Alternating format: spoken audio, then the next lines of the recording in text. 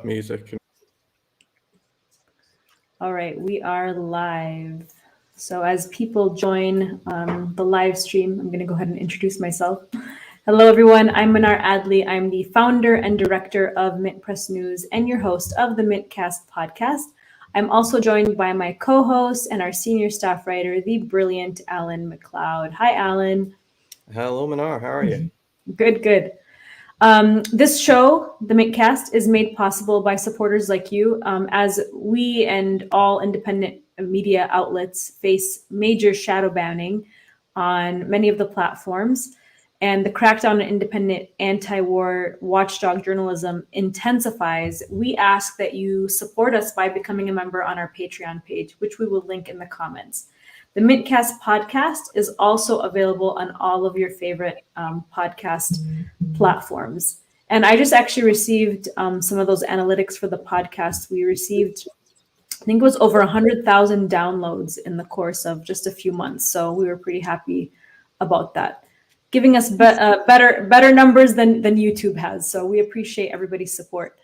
The war in Ukraine is well now into its second year, and the United States is insisting on pumping billions more into the quagmire that has seen thousands of lives lost and millions displaced. So recently, the US has approved more than $113 billion in aid to Ukraine, most of that being weapons, making companies like Lockheed Martin and Raytheon very happy as these profits and these sales line their pockets. So this year, President Biden has approved a record-breaking $842 billion war budget.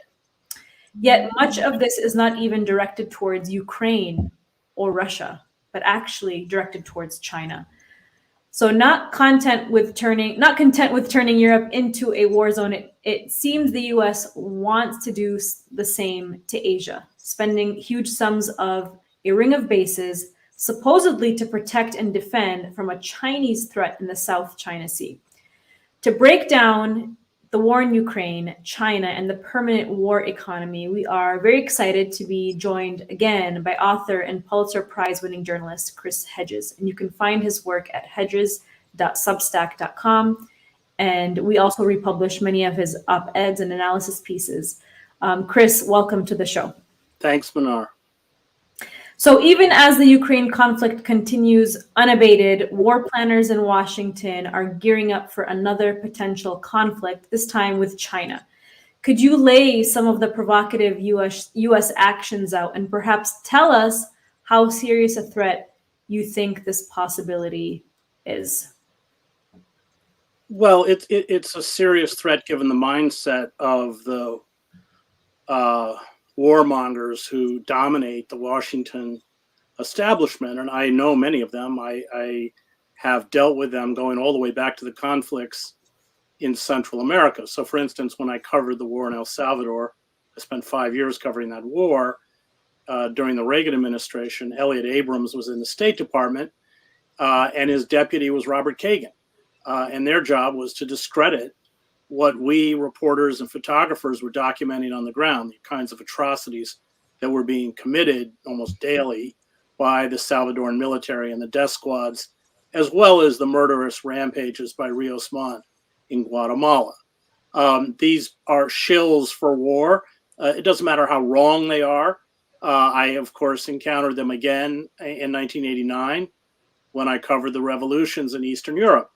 So I was present when promises were made by the German foreign minister, Hans-Dietrich Genscher, and then Secretary of State James Baker to Gorbachev not to expand NATO beyond the borders of a unified Germany. Well, NATO was expanded in violation of that promise. Why? Two reasons. One, the U.S., with the collapse of the Soviet Union, saw Russia as a weak, even failed state that was of no concern, so it was hubris. They spoke about the end of a multipolar world and a new unipolar world, in essence, dominated, a global domination by the United States. And then there were billions upon billions of dollars to be made by making militaries in Central and Eastern Europe compatible with NATO equipment. So those two reasons, they were aware that these were provocations to Russia. They didn't care. WikiLeaks released an internal email by William Burns, now the head of the CIA, was then ambassador to Russia, that talked about Ukraine being a red line. So it's not like they weren't aware, they didn't care. And then, of course, the 2014 coup. So it comes out of hubris. It comes out of feeding the arms industry. You mentioned the, what is it, 854 billion arms budget. When you count other budgets, Veterans Affairs and nuclear, it actually comes closer to $1 trillion a year. But 400 billion of that goes directly into the pockets of the arms manufacturers. And you have a staggering number of former admirals, generals who sit on the boards. I mean, in fact, of course, Lloyd Austin came off of the board of, was it General Dynamics? I can't remember which one it was. So there's that kind of cross-pollination between the arms industry. I think that part of the reason also in the expansion of NATO was that they needed to, if Russia wouldn't be the enemy, they couldn't justify the expansion of NATO unless they forced Russia to be the enemy. And that's the tragedy, because Gorbachev wanted both security and economic alliances with the United States and the West, as did Yeltsin, as people forget in the early years did Putin. So we have these shills of the war industry. Their think tanks are all funded by the war industry, Brookings and Heritage, and they never go away. It doesn't matter how wrong they are. They were all cheerleaders, of course, for the war in Iraq, but they represent those interests. And they are creations of the Washington establishment. They don't actually know war. They know very little about geopolitics. Their entire frame of reference is World War II and Munich. Everybody's the new Hitler. Saddam Hussein was the new Hitler. Putin's the new Hitler. I guess Xi will eventually become the new Hitler. And it's all about expansion and domination. And then, so the goal, of course, is proxy war in Ukraine. It has nothing to do with Ukraine or democracy. It has to do with degrading the Russian military and isolating Putin from Europe, largely achieved, certainly in terms of the isolation of Putin. However, they are fully aware that a long war of attrition is one they probably can't win, despite what appear to be pretty heavy losses on the part of the Russians. And I think that's why they're kind of crossing every red line that they impose in terms of arms shipments. And now, of course, we're talking about F-16 fighter jets because it's a kind of Hail Mary. I think they gave them, 31 or 33 M1 Abrams tanks. Those are relatively useless without air cover, nor is it a particularly large number. Also, Abrams are very temperamental. I was in the last tank battle in the first Gulf War with Abrams. They're very unforgiving to mistakes. They take their maintenance heavy. They're very temperamental vehicles and need almost constant maintenance. I don't think that I think most probably planners understand, NATO planners, that it won't make a huge difference. But I think it's part of the desperation that the longer the war goes on, the worse it is for Ukraine. All that said, the chief objectives of the war, of the proxy war, are being achieved very cynically with Ukrainian blood and the destruction of Ukraine. I think no one expects the Ukrainians to retake the Donbass, whether it's Henry Kissinger or the editorial board of the New York Times, both of whom have said that eventually there will have to be a negotiated solution.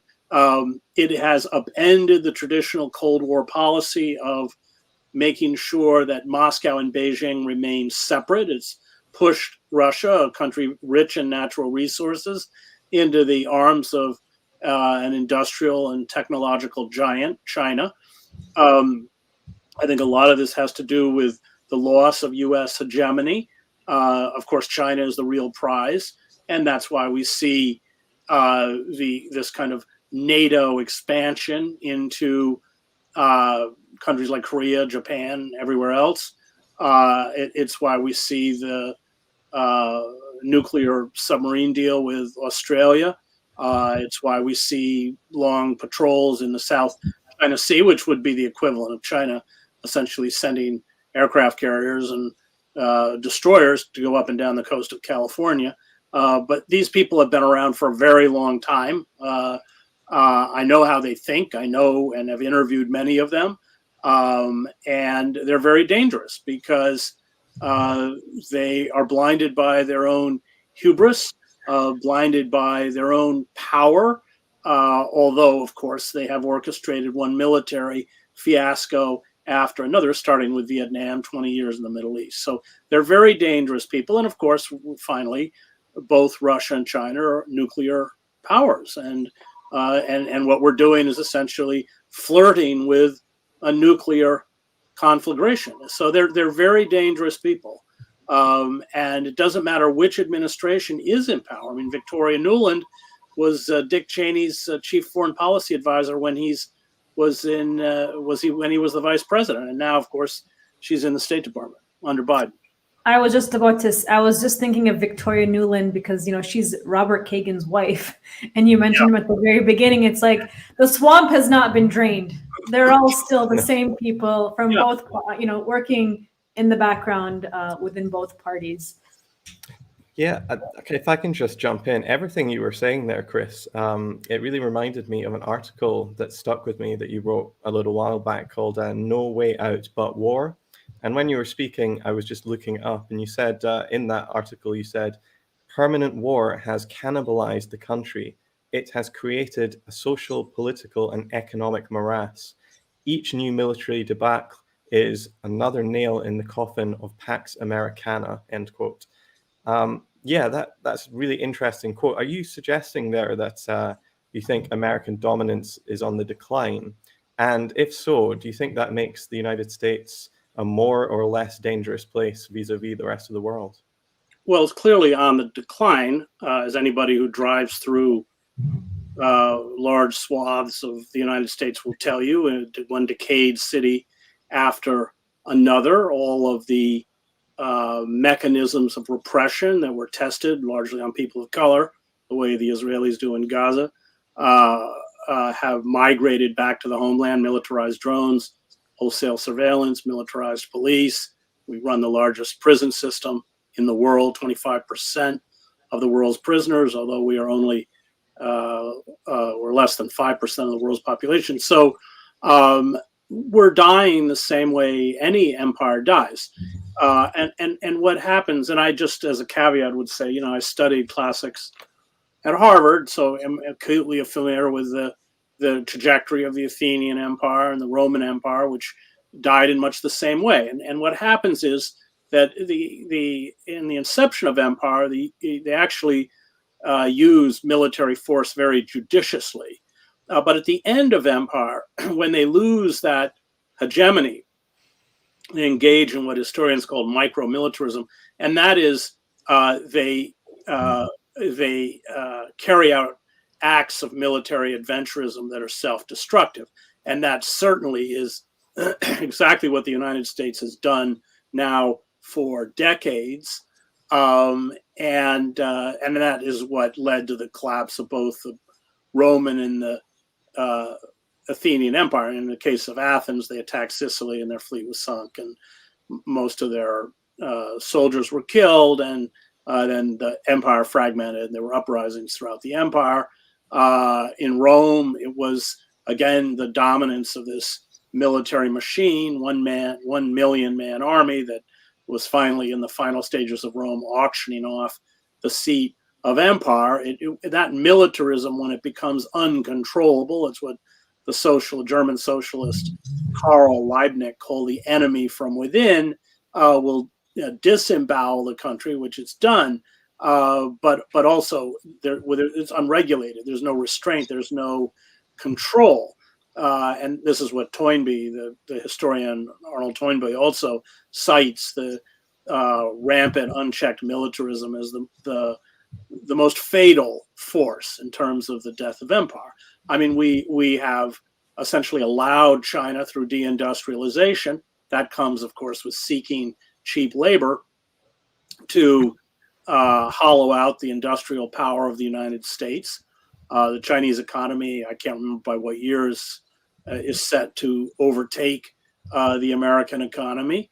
And I think that loss of capitalist dominance, coupled with the cracks or the rise of this multipolar world, and then finally we have to acknowledge what will be the fatal blow, and that is the loss of the dollar as the world's reserve currency. We're already seeing China, Russia, Iran, other countries attempt to set up an alternative SWIFT system, as the international money transfer system, that doesn't use the dollar. And we know exactly how that will play out, because when the pound sterling was dropped as the world's reserve currency in Britain in the 1950s, the British economy went into a tailspin.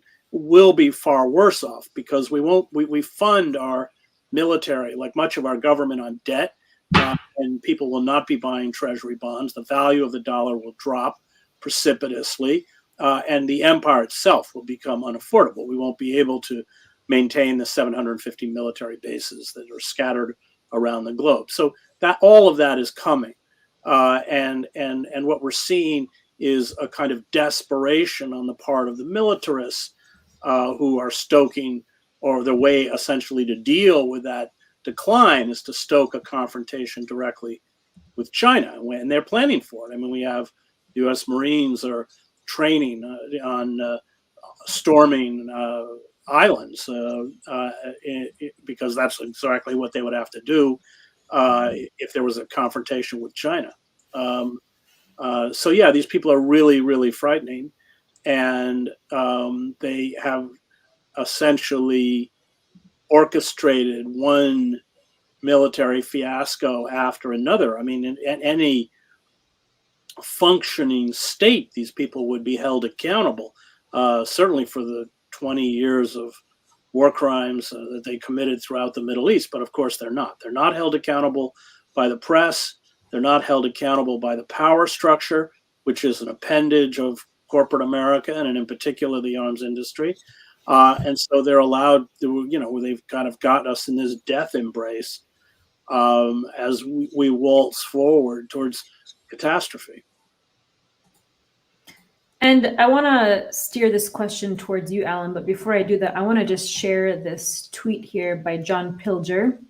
1 second, let me get this out. And it's about Papua New Guinea. So John Pilger just tweeted, unknown to most, Papua New Guinea has agreed, or otherwise been bribed, to allow the U.S. to take over the impoverished island state's ports and airports, thus completing the noose of U.S. bases around eastern China. The U.S. will get its war if you allow it. And obviously, John Pilger's, well-known journalist and director of the film The Coming War with China, which I recommend everybody watch. But here we are. With another war gearing up towards China. So, Alan, my question for you is, what is driving all of this? I mean, why is the United States turning its gaze towards China in simple terms? What explains a seemingly new focus on Beijing? Yeah, I mean, I guess just to start off with that film, The Coming War of China, it came out quite a while ago now. And when I saw it first, I thought, well, this is a prediction, but maybe it's a bit alarmist. But now it seems completely, Pilger seems Cassandra-like in his predictions on what was going to happen. And it seems that, we're rapidly racing towards this nuclear Armageddon. And I think you can't really understand this unless you really think about the United States seeing itself as a global empire.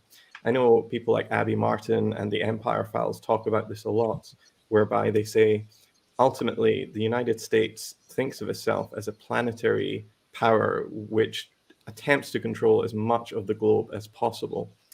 If you go back, even way back into the 1940s, just at the end of World War II, at 1949, all of these US war planners in their secret or internal documents, governmental or in big think tanks, were talking about the loss of China. Now, if you think about what that means, really, you can't really lose something unless you own it. And that was the mentality back then when Mao Zedong and the communists took power in the 1940s. They saw themselves as losing China. A lot of people don't know that the United States actually invaded China in 1945 and occupied the country with tens of thousands of troops for 4 years until 1949, when they were kicked out and their allies, the Kuomintang, fled to Taiwan, which is actually one of the reasons why this conflict is starting to flare up again. The United States was furious at China for becoming independent, and that really lasted until the 1970s and the administration of Richard Nixon. They refused to recognize the government in Beijing until then. But after that, we saw like a 30-40 year period whereby relations with China were much less strained, and in fact, you could say even good. But this really changes in the early 2010s in the Obama administration with the pivot to Asia, is what he called it. And what he meant by that was drawing down the troops in the Middle East, which is, of course, part of Asia, but moving them off to the east to confront what he saw as this rising dragon, this rising economic power that needed to be dealt with. And part of that is what Pilger is talking about in that tweet there. The United States has encircled China from the south, the southeast, and the east with a ring of some 400 military bases. This one in Papua New Guinea appears to just be the latest one. But only weeks ago, the Philippines was announcing that it was giving 4 new bases to the United States as well. And so much of this is being driven by what we call the military-industrial complex. That's not just the big arms companies which make billions off of wars every time we go out. There is a myriad of think tanks in Washington and New York which are funded by these weapons manufacturers and who constantly put out reports talking about how there's this new threat along the horizon. We have to deal with it. We have to build up our military. We have to keep spending, and we have to keep pushing the ante up and up just in case something happens. And we've seen this in the last few years, that China has become the new threat, really. In the last few years, we've seen Chinese people demonized because of COVID. We've seen suddenly the plight of Chinese minorities in Xinjiang or Hong Kong or Tibet being front page news. Now, I'm not saying that those aren't real issues, but what I am saying is that the United States is very cynically using these problems inside China to try to drum up resentment and ultimately try to weaken the government in Beijing. A lot of this is actually happening. One little flavor of this is actually happening because the government of Taiwan, which is very independence-minded, has been funneling millions of dollars into a lot of these think tanks in DC and in New York, for instance. It's given millions to groups like CSIS or the Atlantic Council or the Hudson Institute, which in turn fly over President Tsai Ing-wen and wine and dine her and treat her like she is a beacon of democracy in East Asia. All the while, this is ramping up the threat of a nuclear Armageddon with China, which would kill us all. And so ultimately, we are in a situation where Taiwan appears to be looking like it's going to be the Ukraine of East Asia. And ultimately, that's not going to benefit anybody, certainly not the Taiwanese people. But if the United States and China engage in any kind of serious, protracted war, it will likely mean the end of all of us, because if nuclear weapons get involved, then 99% of humanity is going to die. And so that is really why everybody should be looking at this very skeptically. And we should be having mass movements in the streets to try to stop this madness before it gets started. Well, I would love to see that happen as well, but it seems like the anti-war movement, especially in the United States, has been completely co-opted. But I hope that there is some serious organizing coming soon. The United States frames this conflict with China, of course, just like it does with any other conflict, as one between democracy and authoritarian autocracies. So do you think that this is what this is all about? And what does it say about the US mentality if, as you've noted, former Secretary of State Hillary Clinton calls the not the Pacific Ocean, the Pacific Ocean, the American Sea? And that question is for Alan. It's for me. Yeah. Well, I think the United States tends to frame most conflicts like that they are the beacon, they are the shining city on the hill, and that their enemies are, hopelessly authoritarian or bad in some way. But ultimately, when you look back over the decades, even centuries of conflicts the United States has been involved in, they are very often, in fact, usually the bad guys.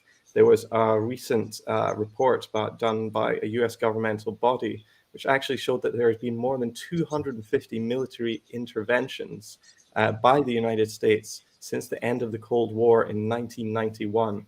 There's barely been a year since the United States founding back in the late 18th century where the country has not been at war. This country is addicted to it, and it's how the country really functions. In fact, Chris knows this better than almost anybody. He wrote a whole book on it, War is a Force That Gives Us Meaning, that really, details this suicidal drive towards war. And so, yeah, ultimately, if we don't understand this as the United States being some kind of huge global empire, which is hell-bent on controlling as much of the planet as possible, we're not going to really understand this conflict or any conflict in any kind of detail. And so that's why we really need to wash away this kind of framing of democracy versus authoritarian. Right. The US enemies might be authoritarian, they might not be, but that's not what this conflict is about. It's not what any conflict that involves the United States is really about either. Absolutely not. They're, of course, always there to fuel the military-industrial complex.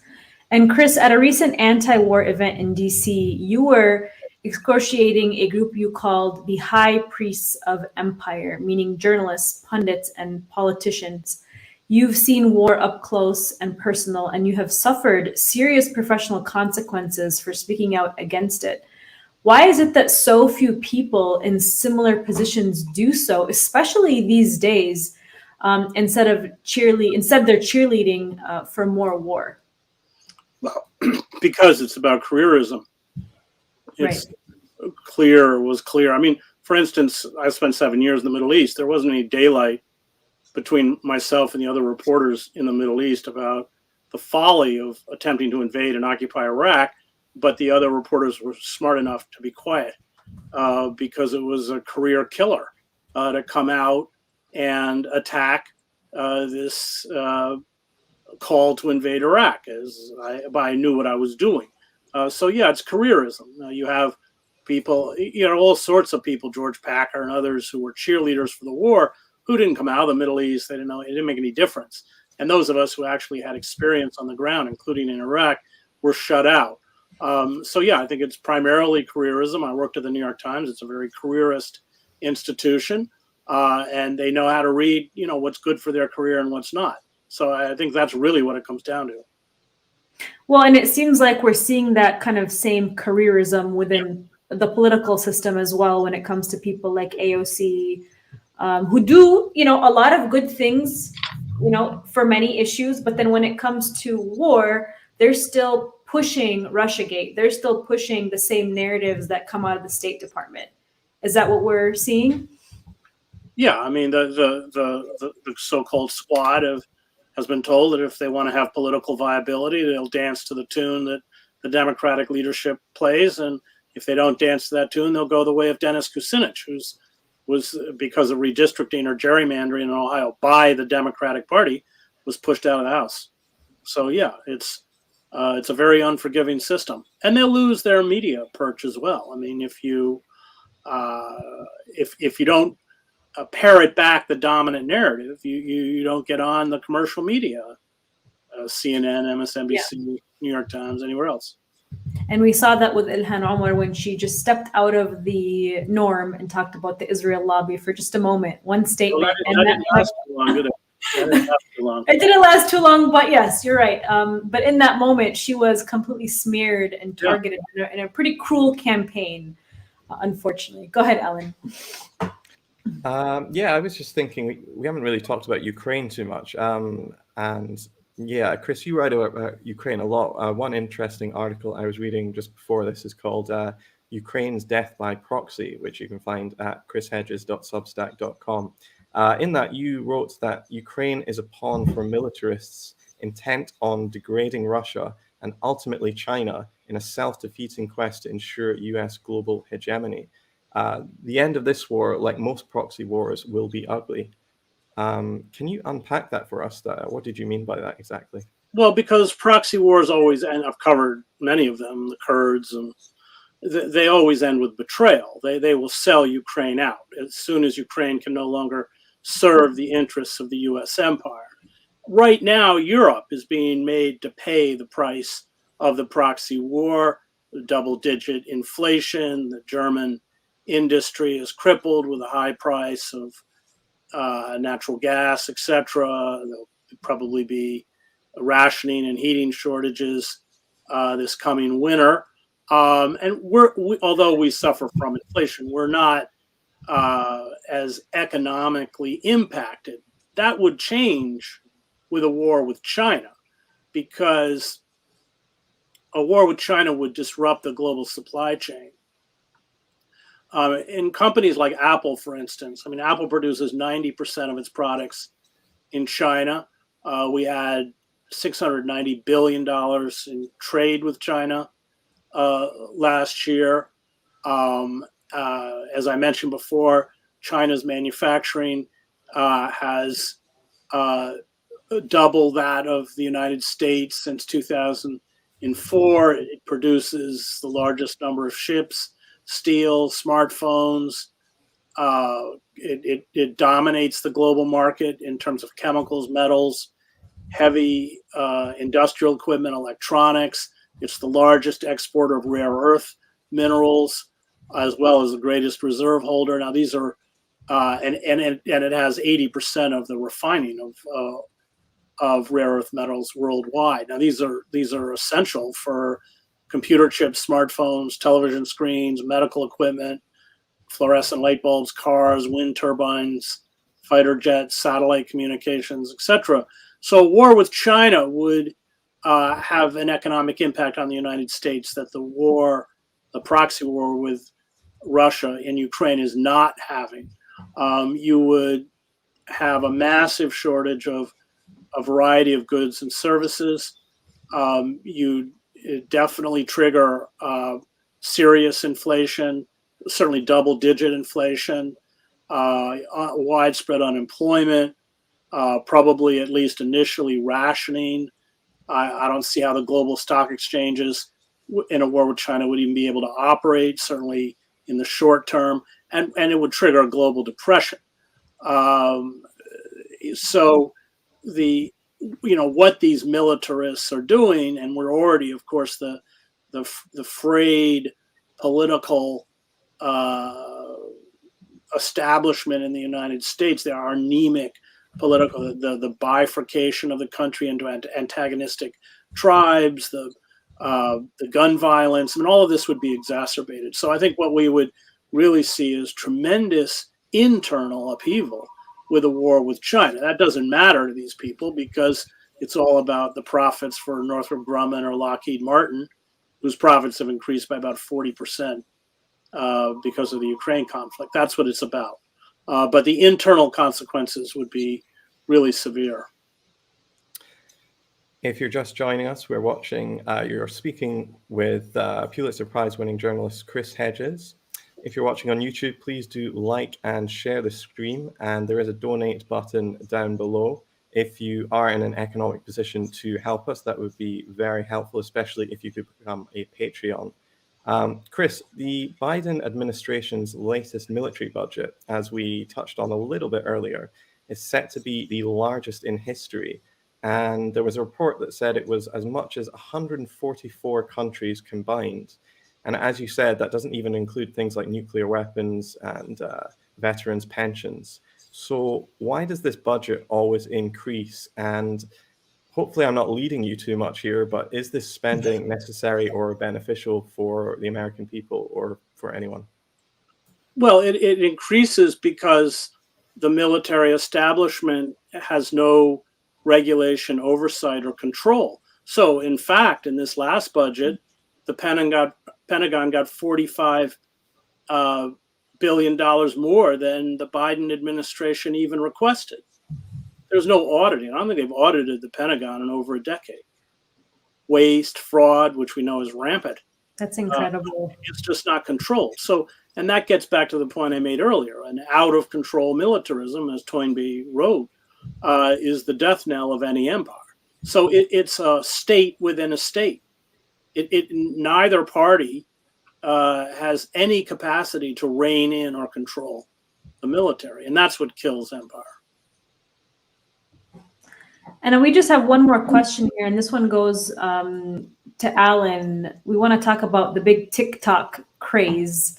While we are now, deluged with stories about China's influence on America, your investigations, Alan, have suggested that some of that is overblown. I'm thinking especially about your article on TikTok's Trust and Safety Division being full of ex-State Department employees. And I believe it was just, was it today or yesterday? I think it was Montana that completely banned TikTok under the banner of it being a Chinese intelligence app.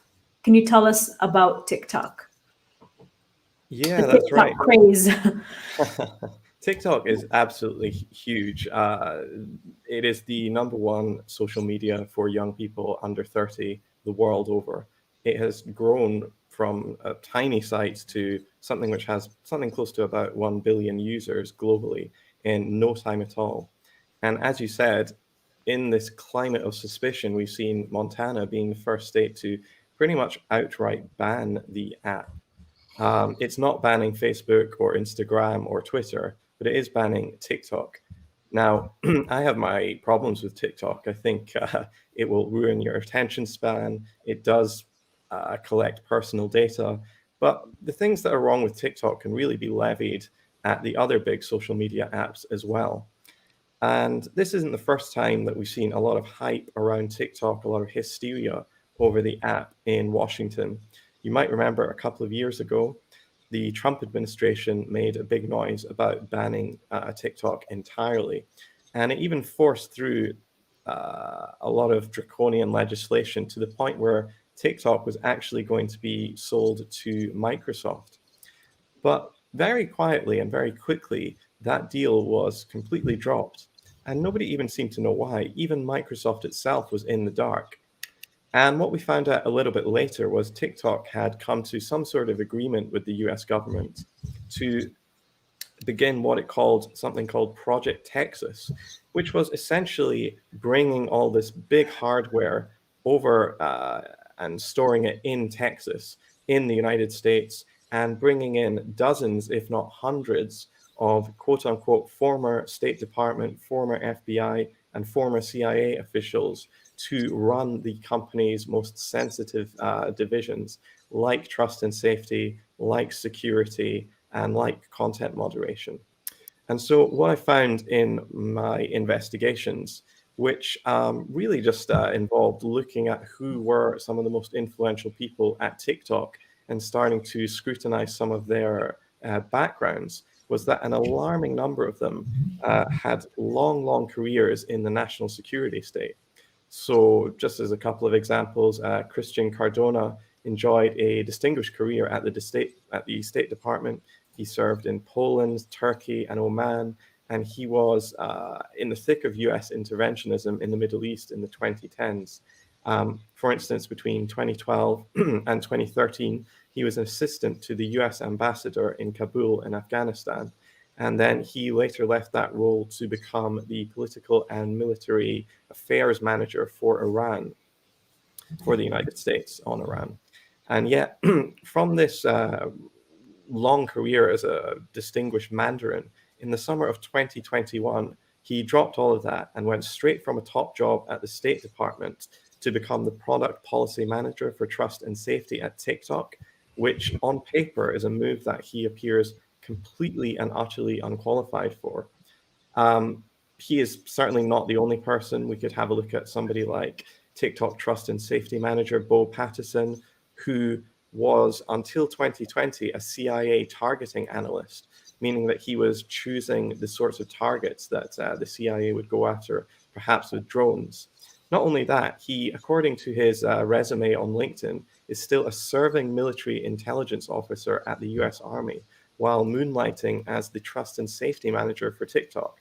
And perhaps the most startling of these hires that I found was Greg Anderson, whose own profile suggests that he, not suggests, outright states that he worked on, quote, psychological operations, end quote, for NATO immediately before moving into social media. So why are all these people moving into highly politically sensitive fields within social media like TikTok? They're not going into marketing or customer sales or anything like, service related. They're going into the areas whereby they have a say on what algorithms produce. In other words, they are deciding what we see and what we don't see. And it's not just for Americans. This is the case whether you're in Cameroon, Chad, or Canada. It doesn't matter. If you're using TikTok or another big social media app where former three-letter agency guys are absolutely full or just stacking the employment rosters there. This is really an incredible thing that's going on, whereby the United States government really has a sort of one step away from government censorship on a global scale. And this is going on almost completely unmentioned by much of the media. And so ultimately, I would say that, if people are going to ban TikTok, you can perhaps talk about it being no good for your brain. But ultimately, I don't think it's any more dangerous a threat than any of the rest. And this is a huge political football that's being kicked about right now. And it's got very little to do with the idea that the Chinese Communist Party is reading all your DMs or anything. It's more about control over one of the world's most important and influential methods of communication today. Well, and isn't it so interesting how everything that we project and accuse, everything we accuse China and Russia of doing when it comes to surveillance, we are actually doing it already here through our social media giants like Facebook and Twitter. It's if not even worse. And what's really interesting about TikTok is that, sure, it's a highly addictive and problematic social media platform for young people. We can all acknowledge that. And yet the NATO officials, or not NATO officials, but the NATO to TikTok pipeline is allowing for Washington to literally train TikTok influencers on how to talk about the war in Ukraine, while actively censoring posts by Palestinian activists who are uploading content to show the brutality of the Israeli occupation and apartheid and its crimes in Gaza. And so it's really interesting to see that this war on TikTok is taking place, and yet they are actively using it as, for a very successful psychological warfare campaign. But anyways, that should wrap it up for today. But we really appreciate you all joining us today. And Chris, thank you so much for being with us. It was truly an honor and pleasure to have you. As usual, we always learn a lot from you. And also we always learn a lot from the brilliant Alan Macleod. And so that's it for our broadcast today. And you can find this live stream in audio format through all of your favorite podcast platforms when you search for Mintcast. Thank you guys so much. Thank you. Thank you. Honor and pleasure to speak with you, Chris. Yeah, thanks.